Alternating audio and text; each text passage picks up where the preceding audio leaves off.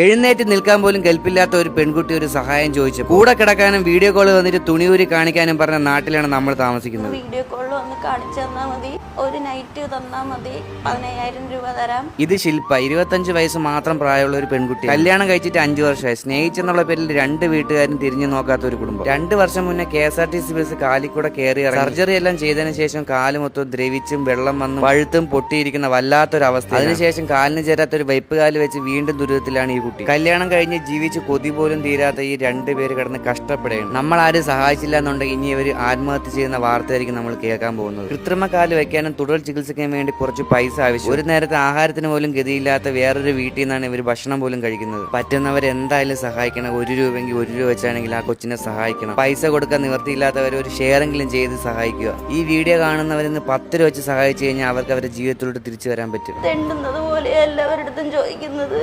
എനിക്ക്